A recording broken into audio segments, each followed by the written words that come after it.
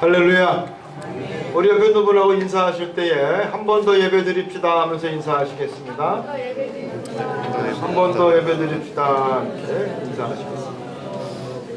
우리 저 김명호 집사님처럼 씩씩하게 하세요. 한 번 더 예배 드립시다. 다시 한번 시작. 한 번 더 예배 드립시다. 한 번 더 예배 드립시다.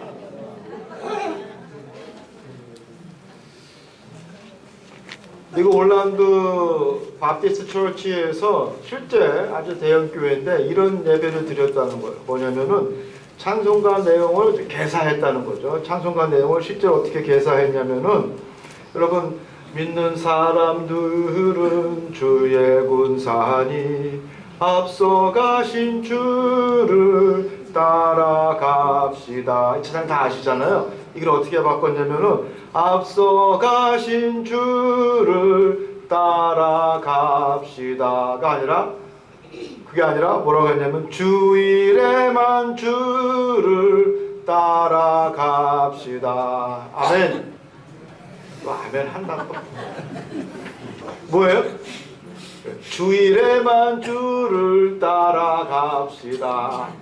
그리고 내게 있는 모든 것을 아낌없이 드리네. 이것을 어떻게 바꿔서 노래했냐면 내게 있는 뭐예요? 작은 것을 아까워하며 드리네. 이게 우리의 현 주소라는 거예요.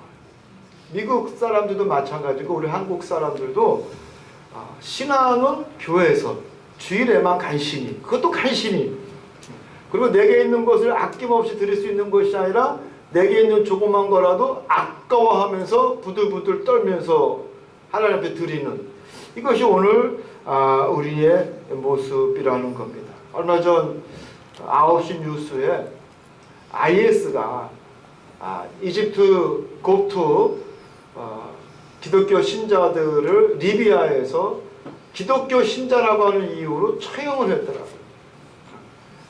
기독교 신자라고 하는 이유로 이 IS가 한 30몇 명을 참수를 했어요. 그래서 이집트 기독교 교황이 공식적으로 그들을 순교자로 명명했습니다.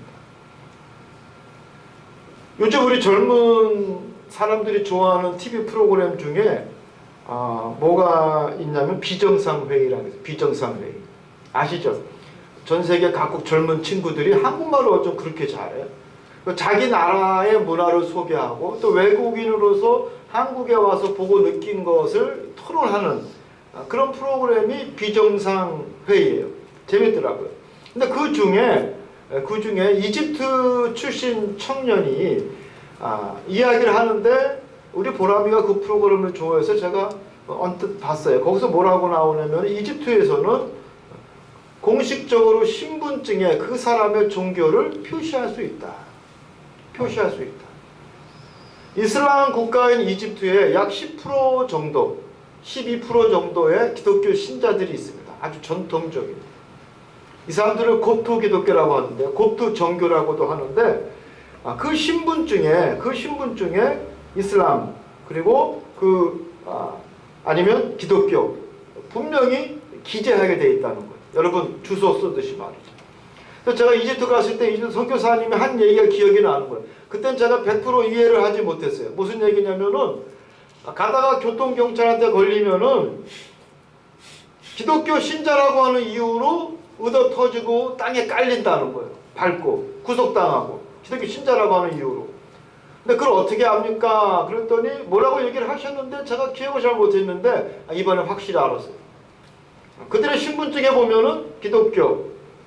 그래서 이집트에서 핍박을 당할 수밖에 없는, 또 차별을 당할 수밖에 없는 그런 모습을 볼 수 있습니다. 옛날 냉전 시대에 독일의 어떤 목사님이 용케도 소련을 방문할 기회가 있었습니다. 소련을 방문해서 또 비밀리 예배를 드리는 곳을 또 은밀하게 방문해서 예배를 같이 드릴 수 있는 기회가 있었는데, 예배 드리는 종종 끝까지 그 신자들이 계속 우는 거예요. 예배를 드릴 때 찬송을 부르면서 울고 기도하면서 울고 성경을 읽으면서 울고, 성가대가 몇 명 되지 않는 성가대가 낡은 풍금에 맞춰서 성가를 할 때도 눈물을 흘리고, 설교자도 울고 듣는 사람도 울고, 끝나도 자리에서 뜰 줄 모르고 계속 눈물을 흘리더라는 거죠. 그래서 그 독일에서 오신 목사님이 도대체 왜 이렇게 예배에 오냐, 그랬더니 그 독일 그 소련의 신자들이 뭐라고 이야기하느냐, 오늘 이 예배가 마지막 예배가 될 수 있기 때문에 우리는 눈물을 흘리면서 이 귀한 예배를 즐기고 있다는 거죠. 실제로 그들 주변에서는 KGB에 납치당해서 10년, 20년이 지나도 생사를 알 수 없는 사람들이 수두룩하기 때문에 그 예배가 마지막 예배가 될 수 있다는 거예요. 그래서 그 예배가 얼마나 감격스러운지, 그 예배가 얼마나 감사한지 눈물을 아니 흘릴 수 없다라는 거죠. 여러분, 멀리도 아니고 북한 땅에서도 오히려 그 옛날 소련보다 더 심한 핍박이 이루어지고 있습니다. 예배를 드리려면 목숨을 걸고 예배를 드려야 하는 지하교회가 여전히 북한 땅에도 존재한다는 것을 우리 너무나 잘 알고 있습니다. 그럼에도 불구하고 이 대한민국에서 이처럼 자유로운 환경에서 주일마다 예배를 드릴 수 있다는 것이 여러분 얼마나 감사합니까?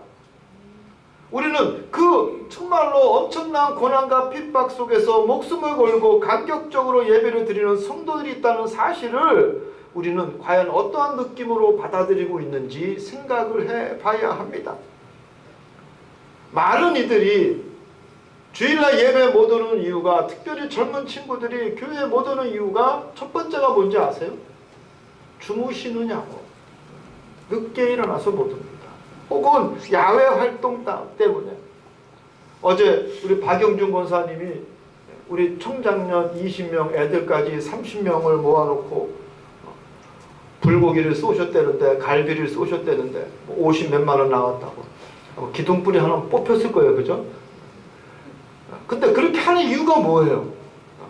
그렇게 하는 이유가 뭐예요? 우리 젊은 친구들이 한마디로 말해서 정말로 예배를 사모하고 예수 잘 믿고 구원받고 그 가정이 복받게 하려고. 여러분, 그 이유밖에 더 있겠습니까? 그래서 기둥뿌리가 뽑혀도 아깝지가 않은 거예요. 아깝지가 않은 거예요.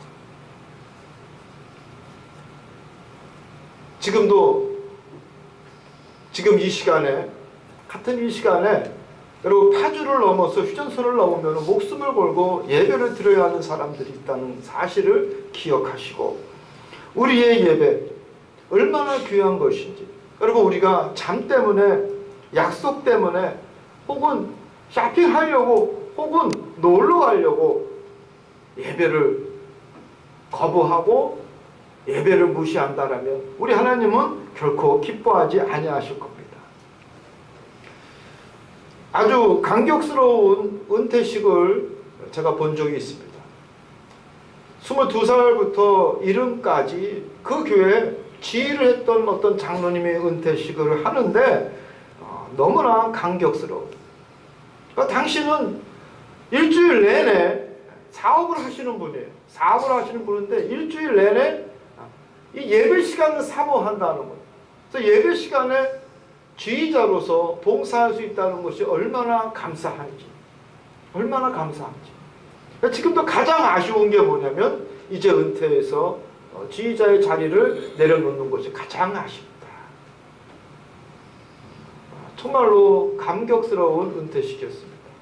여러분, 옆에 있는 우리 내리교회도 메시아 전곡을 연주한다고 해서 김홍기 목사님이 꼭 오라고 그래서 저 구월동에 있는 그 인천문화회관에 가서 그 메시아 연주회를 듣는데 최동수 장로님, 그죠? 최동수 장로님이 지휘를 하시더라고요. 근데 이분의 역사를 보니까 한 30년 동안 내리교회에서 계속 지휘를 하시면서 계속 메시아를 연주하시고 아주 전설적인 분이시더라고요. 근데 이분도 보면 자기 짭이 따로 있어요. 근데 이게 아무나 하는 것이 아니라는 거죠. 뭐냐? 정말로 예배의 기쁨을 아는 자만이, 예배의 진정한 의미를 아는 자만이 이렇게 헌신할 수 있어요. 여러분, 그 송자 총장님 아시죠? 연세대학교 총장했던 송자 총장. 이 사람은요, 집사가 됐던, 권사가 됐던, 또 장로가 되고 박사가 되고 연세대학교 총장이 됐어도 여전히 주일이면 성가대 말석에서 찬양하며 봉사하던 사람이 송자 총장이었습니다. 얼마나 대단합니까? 그가 늘 두려워한 게 뭐냐면은 내가 찬양하지 못할까봐 늘 두려워했다라는 거예요. 총장에서 물러날까봐, 국무총리가 안 될까봐 두려워하는 것이 아니라 내가 성가대에서 찬양을 하지 못할까봐 가장 두려워했다라는 거죠. 그래서 늘 기쁜 마음으로 성가대 말 속에서 찬양을 드립니다. 근데 이거 아무나 하는 것이 아니라 예배의 기쁨을 아는 사람만이 여러분 가능하다는 것을 깨닫는 우리 중앙교회 모든 성도 여러분이 되기를 소원합니다. 영어로 예배를 worship이라고 하는데 이 worship이라는 것은요 가치가 있다는 말이 그 어원입니다. 가치가 있다. 그러니까 예배는 여러분 worship은 이 가치가 있는 거 worth. 내가 시간을 투자할 가치가 있는 것이고 내 몸을 드릴 만한 가치가 있는 것이고 그 어떤 세상에 만 가지 이유가 있다 할지라도 예배는 최우선이 될 만한 가치가 있다라는 것이죠. 예배의 기원은 가인과 아벨의 제사로부터 시작이 됩니다. 가인과 아벨의 제사를 통해서 우리가 알 수 있는 것은 분명히 하나님이 원하시는 제사는 따로 있다라는 거예요. 내 마음대로 드리는 것이 아니라 내 뜻대로 드리는 것이 아니라 나를 위해서 내가 중심이 되는 내가 하나님이 되는 내 의를 위해서 드리는 예배가 되는 것이 아니라 하나님이 원하시는 예배는 따로 있다라는 것을 우리는 가인과 아벨의 제사를 통해서 분명히 알 수가 있습니다. 오늘 본문 말씀의 주인공은 누구죠? 아브라함이에요. 아브라함. 이삭은 하도 가는 곳마다 운물을 팠기 때문에 운물의 사람 이삭이라고 하지만 반대로 이 아브라함은 가는 곳마다 제단을 쌓고 예배를 드린 사람이기 때문에 아브라함은요 믿음의 조상 외에 또 다른 별명이 있는데 바로 뭐냐? 바로 예배의 사람이라는 겁니다. 예배의 사람. 우리가 읽지는 않았지만 창세기 12장에 아브라함이 등장을 하면서 아브라함이 하나님의 말씀을 듣고 하나님이 그 하란을 떠나서 내가 명하는 곳으로 가라 라고 하고 그 가나안 세겜 땅에 이르렀을 때에 가장 먼저 한 것이 뭐냐? 예배였다라는 거예요. 예배. 이어서 오늘 본 말씀 13장에서도 기근이 있어서 아브라함과 그의 조카 롯이 애굽에 갔다가 다시 올라오면서 베델에 이르렀을 때에 그가 가장 먼저 행한 것이 뭡니까? 제단을 쌓고 하나님 앞에 예배를 드렸더라. 여러분 심지어 이 아브라함은요 모리아 산에서 누구를 제물로 드리려고 했어요? 그의 아들 이삭까지도 하나님이 드리라 하니까 하나님이 시험하시고자 그에게 뭐라고 명령하십니까? 네 아들을 너희 아들 이삭을 드려라. 백세에 얻은 금쪽 같은 아들이지만 하나님 말씀에 순종하는 마음으로 여러분 이 번제라는 것은요 번제라는 것은 절대적 헌신과 순종을 의미하는 제사예요. 그의 아들이지만 하나님이 시험하시는 줄 모르고 그는 절대적으로 순종했을 때 하나님은 뭐라고 말씀하십니까? 그 손을 멈춰라 그랬어요. 그 칼을 멈춰라. 내가 너를 위하여 양을 예배하려노라. 여호와 이레. 여러분 예배의 사람은 여호와 이레를 경험합니다. 하나님의 역사를 경험합니다. 하나님이 인정하십니다. 예배를 여러분 목숨과 같이 소중하게 여기는 중앙교회 성도 여러분이 되기를 주님의 이름으로 축복합니다. 오늘 본문 말씀에 보면요 이제 롯도 장성하고 그의 가축도 또 그의 종도 너무나 많아서 서로 충돌하는 일이 있었나 봐요. 그래서 아브라함이 자기 조카 롯을 불러서 이야기합니다. 너와 나는 친족이니 너의 종과 내 종이 싸우는 것이 옳지 않도다. 네가 우하면 내가 좌하고 네가 좌하면 내가 우하겠다. 이거 뭡니까? 모든 선택권을 먼저 누구에게 줬어요? 자기 조카에게 줬어요. 당연히 철딱선이 없는 조카 롯은 눈에 보기 좋은 물이 풍부한 요단 동편을 그는 선택합니다. 이제 남은 그 땅을 바라보니 척박한 땅밖에 없어요. 좋은 땅은 이미 자기 조카가 차지하고 자기가 가야 할 곳은 척박한 땅밖에 없습니다. 그럼에도 불구하고 우리 하나님께서는 그에게 약속하시죠. 너는 동서남북 사방을 둘러보아라. 이 모든 것을 내가 너희에게 허락하리라. 하나님께서 그 약속을 하시고 너희 자손을 티끌과 같이 생육하고 번성하게 하리라. 하나님이 아브라함에게 주시는 약속입니다. 그때 아브라함은 헤브론으로 물러나와 그곳에 단을 쌓고 하나님 앞에 예배를 드립니다. 여기서 여러분 헤브론이 어떠한 곳이냐? 바로 네게브 사막에 근접한 도시가 헤브론이에요.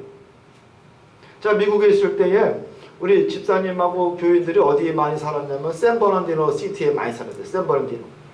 여기는 여러분 그 미국 캘리포니아 보면은 이 모하비 사막이 있잖아요. 모하비 사막. 이 샌버난디노라고 하는 카운티가 캘리포니아 안에 있는 이 샌버난디노 카운티가 우리 남한만 해. 남한. 왜냐면 사막을 끼고 있기 때문에.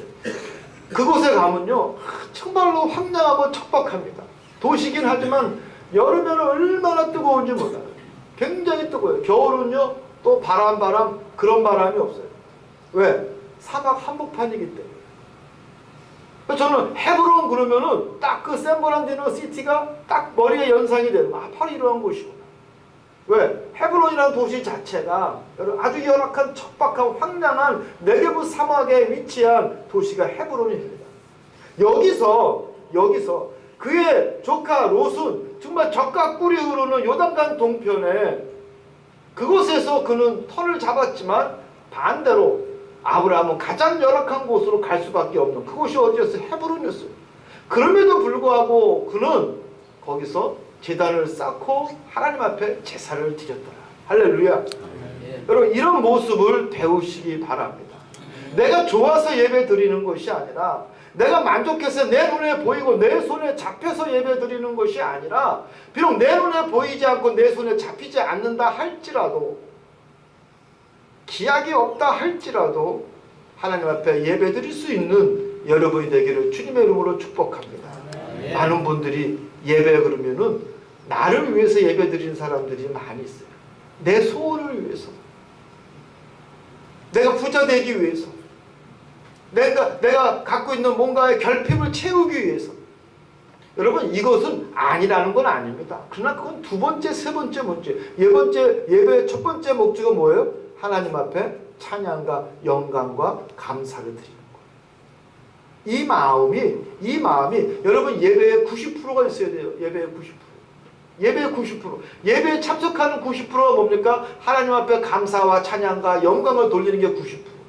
나머지 10%가 뭐냐면 하나님 내가 여기 이 문제가 있습니다. 내 힘으로 안 됩니다. 그럼 하나님이요 즉각 해결해 주세요. 근데 거꾸로라면 거꾸로. 그러니까 안 되는 거예요. 90%가 뭐예요? 하나님 이 문제 채워주세요. 그리고 10%는 예배예요. 여러분 이거 바꾸십시오. 바꾸세요. 바꾸는 여러분이 되기를 주님의 이름으로 축복합니다. 우리가 여러분 주일날 기대하면서 사모했던 예배에 참석하는 이유가 하나님 앞에 온전한 영광을 드리기 위함이라는 것을 늘 기억할 수 있는 여러분이 되기를 원합니다. 결국 여러분 헤브론이라는 자체가 축복을 받잖아요. 이스라엘의 가장 중요한 도시 중에 하나요. 4대 성지요. 다윗은 거기서 왕으로 기름 부음을 받고 예루살렘으로 가기까지 7년 동안 이스라엘을 다스렸던 곳이 바로 헤브론이었습니다. 그러나 롯은 보십시오. 눈에 보기 좋은 소돔과 고모라로 갔을 때에 그는 소돔과 고모라와 함께 몰락하고 맙니다. 간신히 목숨만 건지잖아요. 대조적인 결과를 우리는 볼 수가 있습니다. 말씀 가운데 롯이 그곳에 가서도 어디를 가서도 먼저 예배를 드렸더라 라는 말씀이 없어요. 예배의 사람이 아니라는 겁니다. 예배의 사람은 분명히 정해져 있습니다. 다 그런 게 아니에요. 성경 속에 수많은 인물이 있어도 예배를 사모했던 사람은 많지 않습니다. 그러나 예배를 사모하고 예배를 드린 사람은 분명히 우리 하나님께서 축복하시고 들으시고 형통케 하셨다라는 것을 우리는 알 수가 있습니다. 우리 따라합시다. 올해는 한 번 더 예배를 드리자. 아브라함은 눈에 보이지 않아도 하나님을 믿고 신뢰하며 오늘 새벽에 창세기 12장을 읽으면서 불현도 하나님이 탁 주시는 감동이 있어요. 12장 7절에 하나님께서 아브라함에게 나타나셔서란 말이에요. 나타나셔서. 가만히 보니까 이 아브라함이 예배를 드릴 수 있는, 예배를 사모할 수밖에 없는 이유가 여기 있구나. 뭐냐? 하나님께서 나타나셨다 그랬어요. 다른 말씀을 보면요. 성경 다른 말씀은 하나님께서 꿈에 혹은 계시로 혹은 묵시로 환상 중에 이렇게 하나님이 당신을 나타나시는데 12장 7절에서는 하나님이 직접 나타나셨다 그랬어요. 현시하셨다. 그러니까 뭐예요? 이 아브라함은 자기 일생 가운데 어마어마한 체험을 한 거예요. 뭐예요? 살아계신 하나님을 만난 거예요. 절대 신의 존재를 깨닫게 된 거죠. 절대적 신의 존재. 사람의 생각이나 우주가 멸망한다 할지라도 변하지 않는 그 절대적 신의 존재를 아브라함은 두 눈으로 확인했기 때문에 어떠한 상황, 어떠한 시츄에이션 속에서도, 환경 속에서도 그는 예배를 드릴 수밖에 없었다라는 거예요. 우리 중앙교회 성도 여러분들도 절대적 존재, 그 신에 대한 확신으로 말미암아 하나님 앞에 오베이할 수 있는, 복종할 수 있는, 예배드릴 수 있는 여러분이 되기를 주님의 이름으로 축복합니다. 아멘. 우리 구약 성경에서 보면요, 예배의 종류가 많이 나와요. 번제, 소제, 화목제, 속죄제, 속건제. 이 번제 뭐라 그랬어요? 하나님 앞에 온전히 짐승의 각을 떠서 태워서 그 향을 하늘로 올리는 거예요. 이 예배의 의미는 전적인 헌신과 순종을 의미합니다. 헌신이 뭐예요? 내가 나를 주님 앞에 드립니다. 드립니다. 순종, 번제의 의미. 소제는 뭐냐? 소제는 봉사의 의미가 있어요. 봉사, 서비스 한다는 거죠. 하나님 앞에 절대적으로 내가 서비스 하겠습니다. 섬김의 의미가 있어요. 그 다음에 보면은 화목제가 있죠. 화목제는 화평의 의미예요. 화평에 사람들과 더불어, 형제들과 내 가족들과 더불어 어떤 화평의 의미, 서로의 어떤 문제를 풀어내고 하나님의 도우심으로 아름다운 관계를 맺기 위한 그 화목제가 있습니다. 또 그 다음에 속죄제가 있어요. 속죄제. 이건 대속의 의미가 있어요. 죽을 수밖에 없는, 죄로 인해서 죽을 수밖에 없는, 내 심령이 상하고 악하고 교만해서 죽을 수밖에 없는 나를 주께서 구원하신, 나를 용서하신 그 놀라운 제사가 바로 속죄제예요. 속건제는 뭐냐? 재물로 인해서 진 죄들, 재물로 인해서 진 죄를 아버지 앞에 용서를 구하는 것이 속건제. 근데 이 모든 이 제사의 그 내용, 핵심은 뭐냐? 온전한 삶을 드려라. 온전한 삶을 아버지 앞에 드려라.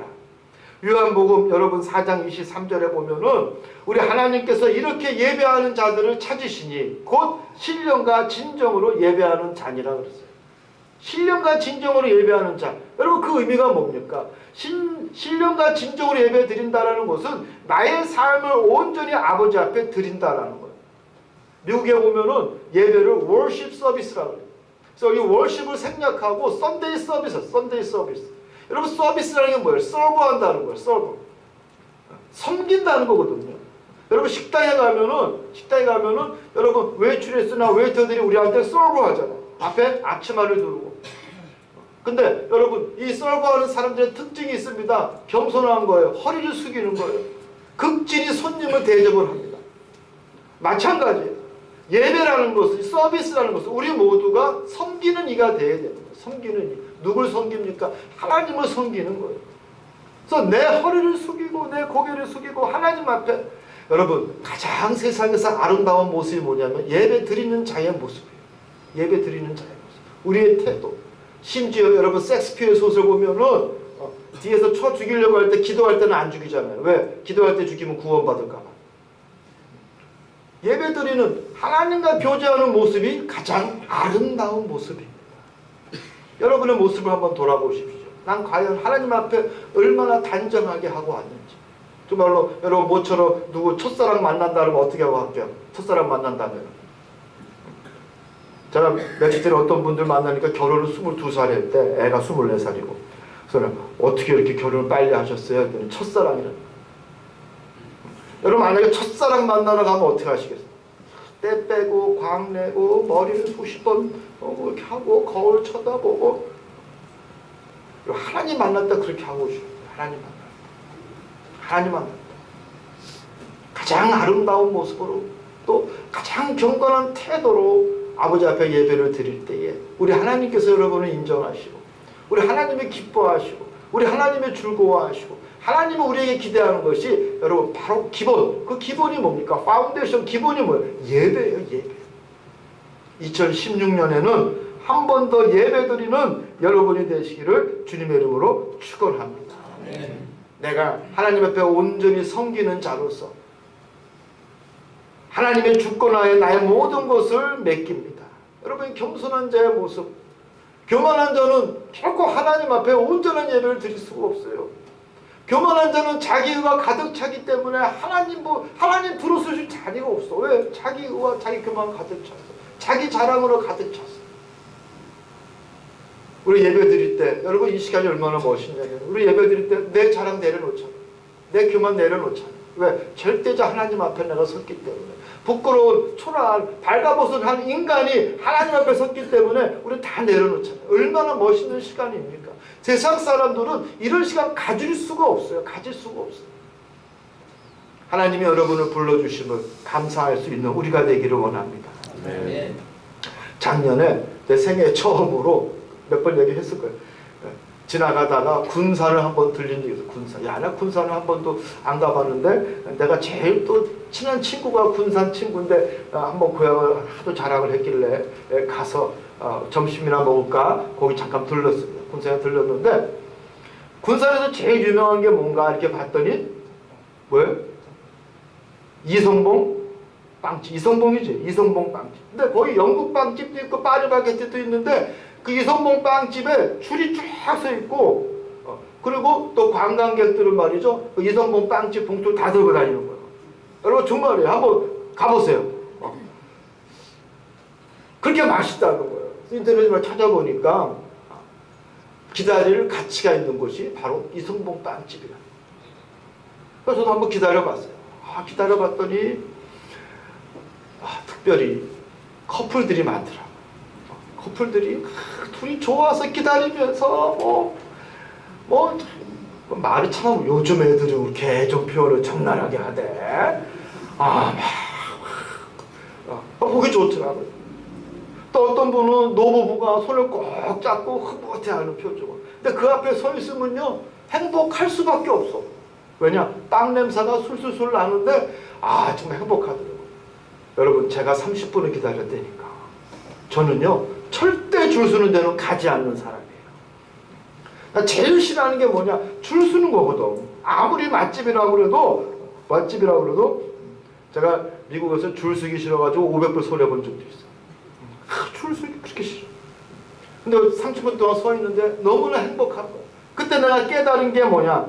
야, 내가 정말로 이 예배를 드릴 때 이렇게 행복한 마음으로 기다린 적이 있었을까?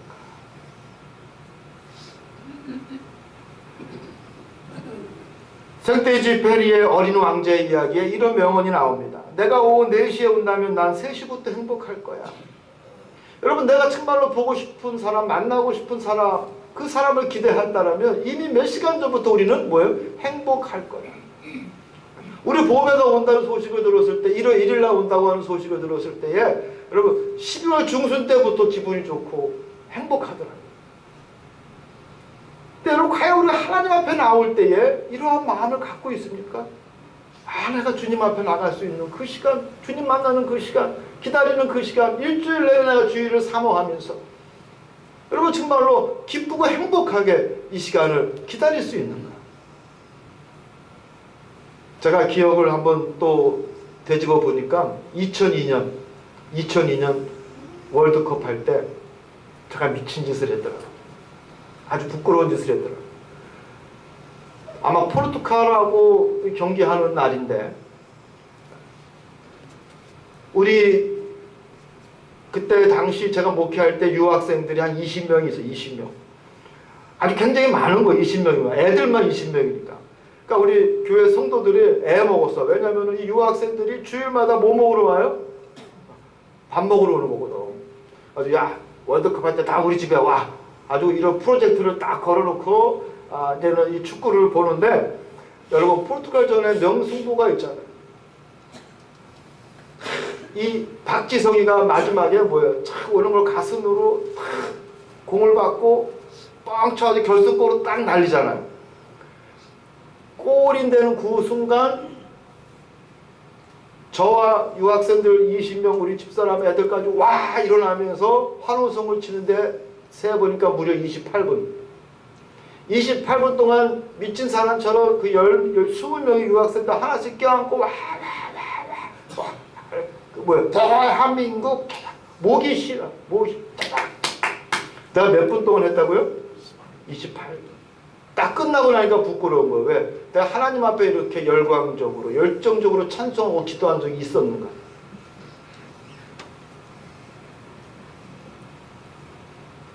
언제 그랬던가? 언제 정말 제가 고등학교 때 정말 그때는 열심히 매일 기도한 거 말죽거리 기도한 거 하면서 그때 이후로 이렇게 열광적으로 하나님 앞에 기도한 적이 내가 과연 언제 있었던가? 딱 생각이 드는데 부끄럽더라고요. 창피하더라고요. 박지성 여러분 지금 한국 사람 아니에요. 영국 가서 애 키우고 좀 잘 살아요. 빌딩 월세 받을 때만 한국 하면 나올걸? 여러분하고 전혀 상관없어요. 2002년 포르투갈하고 월드컵 할 때 메달 매치 어디서 했는지 아세요? 모르죠. 관계없는 거예요. 그건 한 골 넣었던 안 넣었던 우리하고 전혀 상관없어요. 그러나 우리의 인생과 여러분의 가정과 여러분의 자녀와 우리의 영생까지도 책임주시는 그 하나님 앞에 우리 얼마만큼 열광했는지. 로마가 망한 이유가 뭡니까? 내적으로 부패해서 그들이 망한 것처럼 우리가 내적인 자기 만족에 빠지고 신앙적 나태에 빠지고 세속적 기쁨에 푹 빠져 있다라면 우리는 온전한 신앙생활하기가 어렵습니다. 세상이 주는 유혹은 결코 만만치가 않습니다. 우리는 하나님 앞에 실패할 위험이 분명히 있습니다. 이 위험에서 벗어날 수 있는 유일한 방법이 바로 예배입니다. 예배를 통해서 우리 하나님께서는 우리의 영을 새롭게 하시고 여러분에게 더욱더 믿음을 돈독하게 하시고 하나님께서 관계를 맺어 주십니다. 사랑하는 성도 여러분, 2016년 이 한 해는 한 번 더 예배를 드리십시오. 우리 하나님이 기다리시고 우리 하나님이 기뻐하십니다. 시험이나 어떤 유혹에 빠져 그 마음이 아프고 우리의 생각이 혼란스럽다 할지라도 그것에서 벗어나는 유일한 길은 예배라는 것 여러분 잊지 마시기 바랍니다. 주일 예배 우리 교회 가만히 보니까요 예배가 엄청 많아. 먼저 새벽 예배 5시에 쫙 있어. 한 번 더 드리세요. 한 번 더. 또 주일날 9시 예배 있어요. 11시 예배 있어요. 2시 예배 있어요. 수요 예배 있어요. 금요 예배 있어요. 우리 교회 금요 예배 참석하시는 분들, 수요 예배 참석하시는 분들은 그러는 거예요. 수요 예배 어쩜 이중재 목사는 성경 공부를 그렇게 잘하세요. 내가 이 교회 저 교회 다 가봤지만 이중재 목사님처럼 성경 공부 잘하시는 분을 내가 보질 못했습니다. 그런데 우리 교인들은 전혀 관심이 없어. 이중재가 성경 공부를 잘 가르치던 말던 나는 집에서 텔레비나 볼랜다. 여러분 텔레비 보나 안 보나 여러분 인생하고 전혀 관계없어요. 그러나 수요 성경 공부는 여러분 인생하고 관계가 있습니다. 여러분 우리 금요 기도회 때 얼마나 은혜로워요. 찬양하고 내가 마음껏 기도할 수 있고 내 속에 있는 응어리도 풀어낼 수 있는 하나님을 만날 수 있는 귀한 시간인데 여러분 금요 예배도 참석하시기 바랍니다. 올해는 제가 여러분에게 많은 거 안 바래요. 기대 많이 안 해요. 내가 주일날 11시 예배만 딱 참석했다라고 하시는 분은 그 소신을 꺾으시고 한 번 더 올해는 한 번 더 예배를 드릴 수 있는 우리 중앙교회 성도 여러분이 되셔서 하나님이 기뻐하시고 하나님이 축복하시고 여러분의 지평이 더욱더 넓어지는 귀하고 복된 이 한 해가 되기를 주님의 이름으로 축복합니다. 아멘. 기도하겠습니다. 할렐루야. 하나님 감사합니다. 세상에서는 그처럼 기뻐하고 열광했던 우리가 하나님 앞에 얼마나 기뻐하고 행복하고 하나님과 만나는 시간을 기다렸는지요.